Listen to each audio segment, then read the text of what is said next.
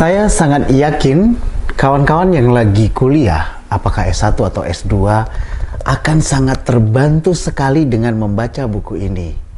Sobat Mania, hari ini kita akan baca dan review The Visual MBA dari Jason Baron.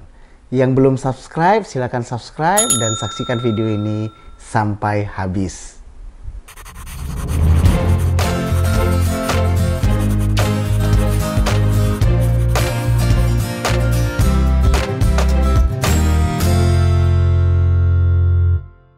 Sobat Mania, kenapa saya katakan buku ini akan sangat membantu untuk mahasiswa yang lagi belajar strata 1 ataupun mahasiswa yang lagi belajar strata 2 di kelas MBA. Karena buku ini bercerita tentang konseptual bisnis yang biasanya kita dengar kemudian secara teoritis, tapi di buku ini tidak hanya secara teoritis tapi juga divisualkan. Makanya sebenarnya selain untuk mahasiswa, untuk pekerja seperti saya, buku ini sangat bermanfaat sekali. Pengarang buku ini namanya Jason Baron. Jason Baron ini sebenarnya dia profesional desainer yang kebetulan ketika dia mengikuti kuliah MBA di Birmingham, itu setiap profesornya atau setiap dosennya mengajar, dia membuat doodling dari mata pelajaran atau dari inti-inti pelajaran yang sedang dipelajarinya ketika dia mengambil MBA. Makanya Sobat Mania, buku ini tidak membosankan menurut saya, malah sangat menarik sekali karena apa teoritis yang ada selama ini kita pahami itu dituliskannya tidak wordy atau teksty atau banyak teksnya, tapi lebih banyak visual dan gambarnya. Sobat Mania, kalau di toko buku atau kalau misalnya kita beli online, buku ini ada dua versi, ada dua publisher. Satu yang saya beli ini yang warna putih dan satunya lagi yang warna kuning. Dan ada juga satu lagi versi yang ada di Eropa itu ya di depannya itu gambarnya gambar dasi. Jadi itu warna putih juga. Tapi mana-mana pun bukunya, yang paling penting adalah isinya atau visualnya dan teoritisnya ataupun frameworknya. Itu yang menurut saya daging banget, bagus banget. Sobat Mania, buku ini dikarang oleh Jason Baron, The Visual MBA. Seperti judulnya, bahwasannya Jason Baron ini sebenarnya dia kuliah di Birmingham University. Kemudian setiap profesornya atau dosen-dosennya memberikan mata kuliah, dia melakukan resume kemudian membuat sketch note. Makanya seperti yang ada di atas buku ini gitu ya, secara fisiknya Sobat Mania bisa baca di sini tertulis 2 years of business school packed into one priceless book of pure awesomeness. Singkatnya adalah selama 2 tahun Jason Baron kuliah itu dibuat doodle-nya, kemudian dibuat resume-nya dan dijadikan satu buku ini. Makanya dia sangat confident sekali bahwasannya dengan membaca buku ini, mahasiswa S1 ataupun S2 ataupun pekerja itu bisa mendapatkan intisari-intisari dari pelajaran bisnis atau framework bisnis yang diajarkan di sekolah MBA. Buku ini terdiri dari 193 halaman dan Jason Baron membaginya di 20 chapter. Dan menurut saya semua chapternya menarik gitu ya. Jadi kalau saya coba bacakan itu ada chapter tentang leadership, kemudian ada corporate financial reporting, kemudian ada entrepreneurial management, kemudian ada managerial accounting, kemudian business finance, tentang marketing dan banyak lagi gitu ya. Tentang general managers roles, kemudian ada strategic thinking, creativity and innovation, dan di chapter yang 20 itu diresum semuanya untuk dijadikan satu. Singkatnya Sobat Mania, dari 20 chapter ini kita akan bahas 5 chapter saja yang menurut saya penting dan yang menurut saya menarik. Sobat Mania, seperti yang saya bilang tadi di awal, dari 20 chapter itu mana sih yang paling saya suka gitu ya. 5 chapters that I love most itu ada 5 yang saya suka. Yang pertama adalah tentang leadership, yang kedua tentang corporate financial reporting, kemudian yang ketiga tentang marketing, yang keempat bicara strategi, dan yang kelima startup marketing essentials, dan kita akan bahas satu persatu. Sobat Mulia, yang pertama adalah terkait tentang leadership. Dijelaskan di sini ada beberapa hal terkait leadership. Saya akan ambil dua saja. Tentang fundamental. Bicara fundamental itu ada 5. Bicara leadership yang fundamental itu ada 5. Yang pertama bicara strategi, yang kedua adalah execution, ya bisa dibaca di sini Sobat Mania. Yang ketiga talent management, bagaimana mengatur talent. Kemudian ada talent development, dan yang terakhir adalah personal proficiency. Nah, Sobat Mania bisa dilihat di sini resumnya 5 itu strategi, execution, talent management, talent development, dan personal proficiency. Di akhir chapter yang pertama tentang leadership itu ada pertanyaan yang cukup bagus, yaitu what is your leadership brand? Jadi sebenarnya apa sih yang menjadi brand leadership? Jadi leadership ini dianggap brand. Masing-masing kita itu punya yang namanya personal branding, dan bagaimana kita mau orang mempersepsikan diri kita itu tergantung dari value-nya kita. Nah, kenapa leadership ini menjadi penting? Karena semua organisasi, semua perusahaan itu bicaranya tentang leadership atau kepemimpinan. Chapter yang saya suka selanjutnya, atau chapter, kita katakanlah chapter yang kedua, itu adalah corporate financial reporting. Nah, sebenarnya Sobat Mania kalau bicara MBA hanya ada 3 saja reporting secara finansial yang harus kita ketahui. Yang pertama adalah income statement atau statement pendapatan, kemudian yang kedua balance sheet, kemudian yang ketiga statement of cash flow. Jadi kalau bicara sebuah organisasi, sebuah perusahaan untuk menuju atau memiliki tujuan yang sama, apapun reportnya itu hanya ada 3 saja secara finansial: income statement, balance sheet, dan kemudian statement of cash flow.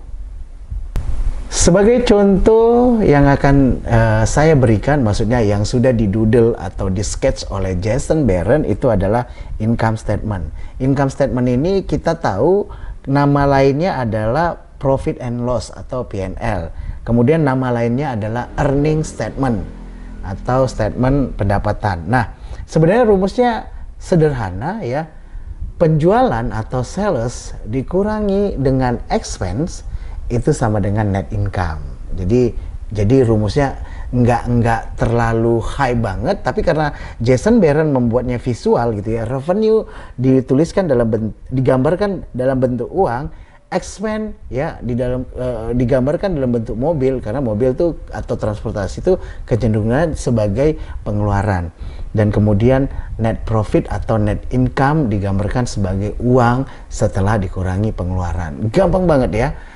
Revenue atau sales dikurangi expense atau biaya itu sama dengan net income. Di chapter corporate financial reporting ada juga istilah yang namanya pro forma.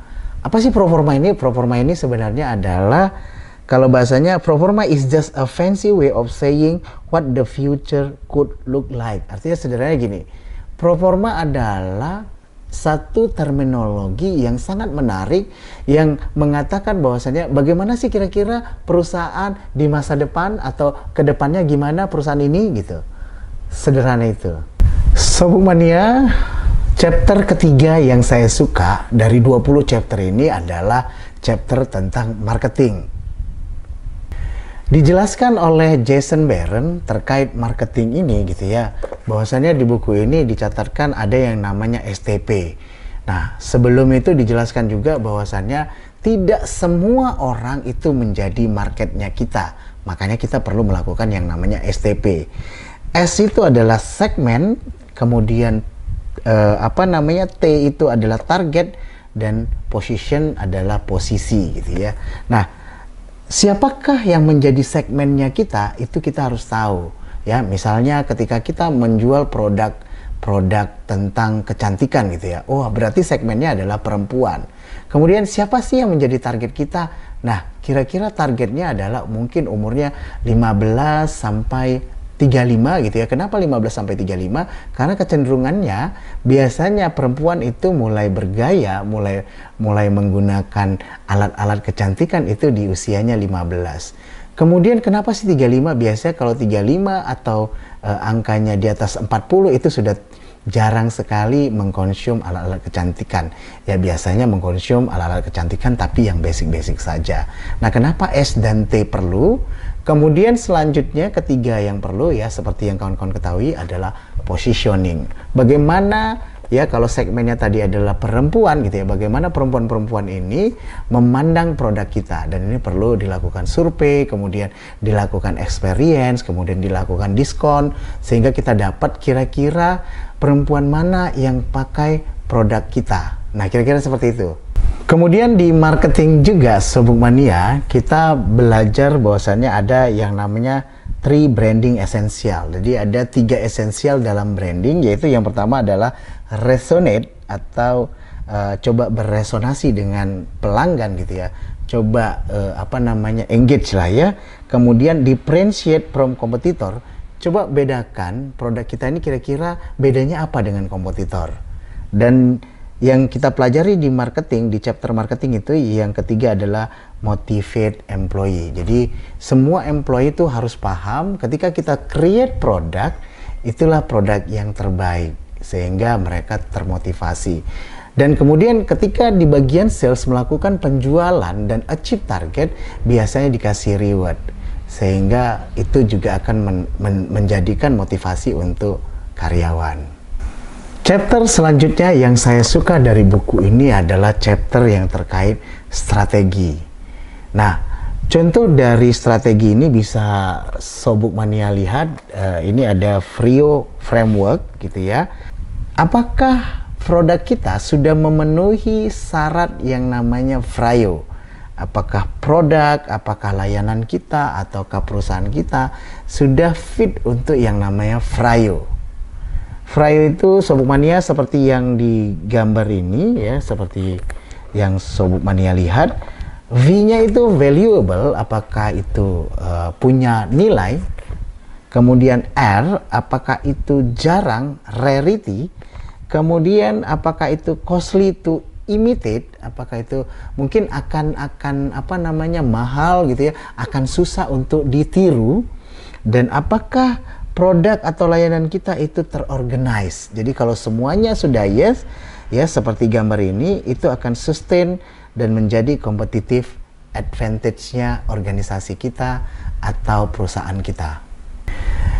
Di strategi juga sebenarnya dijelaskan di buku ini ada yang namanya Red Ocean sama Blue Ocean, dan mungkin kita sudah sering dengar apa sih Red Ocean, apa sih itu Blue Ocean, tapi secara teoritis kita belum ngeh gitu ya karena visualnya nggak dapet. Nah, di buku ini juga dijelaskan memang yang bicara Red Ocean itu ya, bersaing pada market space yang sama gitu ya, sementara Blue Ocean strategi menciptakan market space yang baru. Red Ocean itu mengalahkan kompetitor yang sudah ada. Di Blue Ocean membuat kompetitor sudah tidak relevan lagi. Kemudian eksploitasi demand yang sudah ada, sementara di Blue Ocean menciptakan demand yang baru dan lain sebagainya. Nah, secara visual kemudian secara teoritis sedikit saja ya akan dijelaskan bagus banget di buku ini. Nah, chapter Startup Marketing Essentials ini bicara bagaimana menemukan great ideas ya. Kalau dituliskan itu ada 5 cara bagaimana menemukan great ideas. Yang pertama adalah solve everyday pain. Jadi menyelesaikan masalah sehari-hari. Ini menurut teorinya, karena Jason Bourne itu dia membuat sketsnya dan doodle-nya. Yang kedua, ride the wave of interest. Yang dijelaskan bahwasanya apa sih yang populer hari ini, kemudian leverage it, lebarkan. Yang ketiga, stretch or entertain to the extreme. Jadi bawa ide kita sampai ke extreme level. Berapa banyak sih? Oke, ada 50 ide. 50 ide buat 500 ide. Jadi level ekstrimnya seperti itu. Atau level ekstrimnya itu adalah kalau bicara out of the box, itu katakanlah sudah obsolete. Itu sudah tidak lagi relevan. Jadi Kalau sekarang itu bicaranya bukan out of the box, tapi there is no box. Ya, cara berpikirnya adalah bagaimana tidak ada kotaknya. Itu sangat ekstrim. Yang keempat, build on a core product. Jadi memang kita lihat adalah common produknya kita apa, kemudian cari intinya yang kuat gitu ya. Kemudian kita coba buat itu terbaik dan itu buat lebih fun. Itu teorinya. Yang kelima adalah goal hunting. Bagaimana kita mencari sesuatu yang baru dan bagus yang belum ada di sekitar kita dan itu menjadi kebutuhannya masyarakat. Nah, itu Sobuk Mania 5 ways to find great ideas. Kira-kira seperti itu. Apakah idenya untuk membuat suatu produk? Apakah idenya untuk memperbaiki satu layanan? Itu nggak masalah. Yang paling penting adalah bagaimana kita bisa menemukan ide-ide besar kita dengan 5 cara. Itu yang ada di Startup Marketing Essential. Kemudian di bagian Startup Marketing Essential yang menarik saya ada bagian yang namanya Elements of Differentness. Jadi ada 3 hal di situ, yaitu yang pertama adalah double down. Jadi kalau dikatakan teorinya ini ya di MBA, kalau misalnya kita sudah better atau sudah faster atau sudah cheaper, make it twice, atau istilahnya double down. Go double better, go double faster, and go double cheaper. Nah, yang kedua kemudian diceritakan di situ ada do the opposite. Jadi misalnya kalau kita atau kompetitor kita jualan milk, kita jualan almond milk. Nah, kira-kira seperti itu. Artinya lakukan yang kebalikannya, jadi jangan yang sama. Yang ketiga adalah future on oddity. Oddity itu maksudnya yang jarang, yang aneh gitu, yang berbeda gitu. Jadi kalau misalnya udah buat ada kompetitor yang nomor 1, kita jadilah yang berbeda. Apakah dari sisi key visualnya, apakah dari sisi craftingnya, bahasanya, bahasa marketingnya, menampilkan brandnya, dan lain sebagainya.